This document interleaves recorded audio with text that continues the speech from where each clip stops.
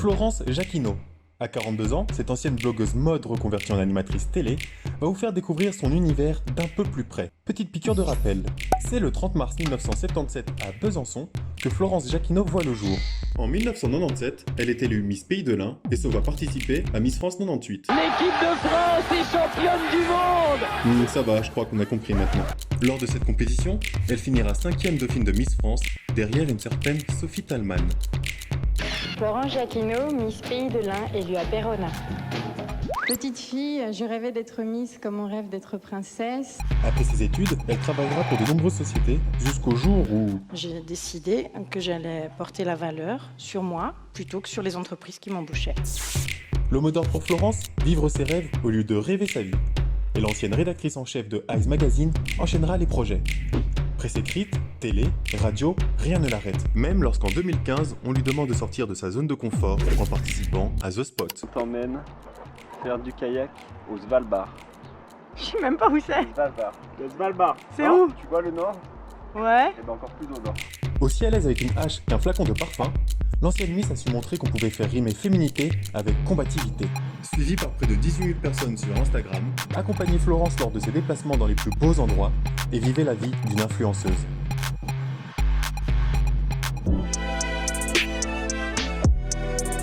Nous sommes arrivés à l'hôtel Martinez, au lieu du Festival de Cannes, où nous allons passer ensemble une journée de rêve. Suivez-moi. Et pour ce premier épisode, nous voici sur la Côte d'Azur pour le Festival de Cannes. Avec Florence, découvrez une autre facette de cet événement mondialement connu. À Cannes, on a été assisté à un lancement de produit avec Ronit Raphaël, donc, qui est la fondatrice de la marque, et qui est disponible au Grand Hôtel Martinez de Cannes, là où toutes les stars descendent pendant le festival. Elle, Raphaël. Derrière cette marque haut de gamme se cache une femme, Ronit Raphaël. Après une opération ratée pour soigner un problème d'acné à l'âge de 16 ans, qui lui laissa de lourdes séquelles, la femme d'affaires mettra à ce moment tout en œuvre pour lutter contre les problèmes liés à la peau. En 2005, Ronit Raphaël ouvre sa première boutique à Genève. Aujourd'hui, elle est présente à Beverly Hills, New York ou bien encore au Kazakhstan. Bonjour. Bonjour, comment allez-vous? Bien, merci. On va pouvoir y aller. Ça fait vraiment, quand Ronnie te dit mettez une lunette de soleil, tu fais oui, enfin, c'est que 10h du mat, mais effectivement j'aurais pu avoir une soirée rosée. C'est parti pour un petit soin du visage.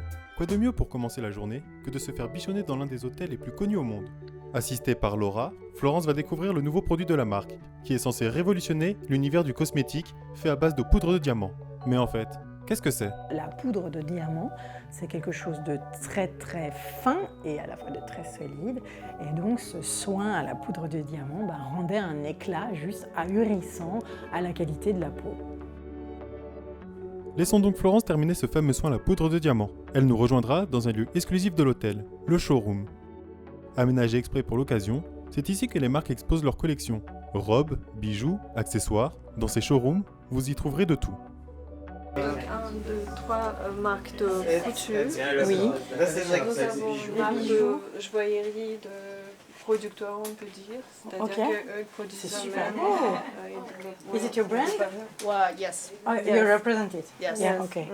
Oh, that's so nice. Nous avons une bouteille de champagne, Pour le celles champagne qui veulent faire la porcelaine, fête, qui ouais. veulent faire ces nouvelles C'est joli. champagne. D'accord. Voilà. Ok. Ceci est fait avec par un artiste, Oui, artiste américain. d'accord. Des sacs également. Un sac, un alligator, Oui. ici. Puis une cosmétique. Ça va? Et il faut croire que ce n'est pas si simple que ça de se faire belle. Voilà. Prenez votre temps. Voilà. Prenez votre temps. Ok. Pour l'aspect. La star arrive chez Ronit où elle a le coiffeur, le maquilleur peut-être vient à cet endroit-là, au niveau du spa.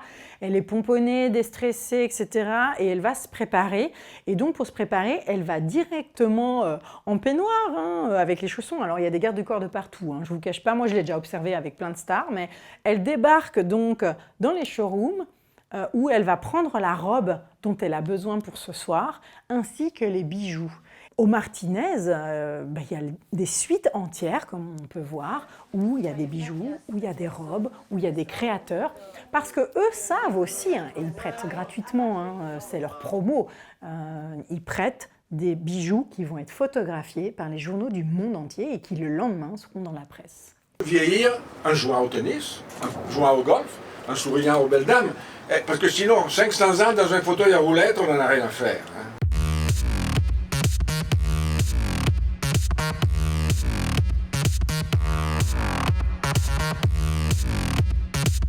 Donc ce défilé de mode, là, sur cette terrasse, c'est sûr, c'est un instant hyper privilégié, on était bien, il faisait beau. Ça, c'est Cannes, c'est vrai que c'est Cannes, un défilé de mode comme ça. Et puis ensuite, passer à côté de la plage, et puis aller au festival, monter les marches, peut-être voir un film. Cannes, c'est très déstructuré, on oublie un peu le temps. Cannes souvent change de chaussures. Je crois qu'on a des images de ça parce que avec des talons de 12 cm, c'est juste pas possible. Profitons d'un moment de temps libre pour aller faire un tour sur la Croisette. Fondé en 1946 sur une initiative de Philippe Erdanger, le festival est l'attraction de l'année sur la Côte d'Azur. Paillettes, strass, mais également scandale, le Festival de Cannes fait et fera toujours parler de lui. Situé dans un cadre idyllique et pendant une quinzaine de jours, les professionnels du cinéma viennent ici montrer leurs films devant un panel trié au volet. Bercé par son histoire unique qui en fait également sa renommée, le Festival de Cannes est le plus grand événement cinématographique au monde. Pendant 2 semaines, c'est 450 journalistes du monde entier et plus de 40 000 professionnels du cinéma qui défilent à travers la ville. Pendant cette période, la population est multipliée par 3. La première fois que je suis allée à Cannes, j'étais toute jeune blogueuse. Je venais à la soirée de Grisogono, où toutes les stars venaient, et j'avais jamais marché sur la Croisette. Et j'étais hyper impressionnée d'avoir mon badge, montrer que je peux rentrer au Martinez, montrer que je peux rentrer partout. Il y avait encore les studios Canal sur la plage. C'était tout petit, mais c'était très bondé. Les gens étaient en costume depuis le milieu de l'après-midi, smoking. Et puis j'ai connu Cannes, en fait, sans le festival, beaucoup plus petit, ville balnéaire, toute chou. Moi, je crois que les deux sont bien, faudrait connaître les deux d'ailleurs. Dans une ville où on oublie toute notion du temps, il peut aussi arriver qu'on tombe dans des situations plutôt inédites. Et vous dire que... mais j'insiste pas. Non. Que dire que si vous étiez prête, et si vous insisteriez, je pourrais peut-être vous proposer de m'épouser. Mais c'est très rapide. Et comment parler du Festival de Cannes sans parler des stars ?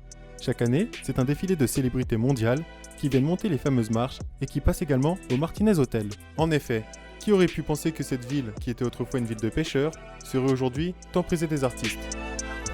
Que ce soit du monde du cinéma ou pas, nos chères stars savent que pendant la période estivale, il est important d'être ici. De faire partie de la presse, il y a quand même quelque chose qui est assez handicapant, c'est qu'on doit se tenir. Donc vous ne pouvez pas courir derrière Dita Ventis qui prend l'ascenseur juste avant vous. Et c'est vrai quand même qu'à la terrasse du café, bon sang, il y avait Monica Bellucci qui prenait son cappuccino. Puis j'étais là, j'y vais pas.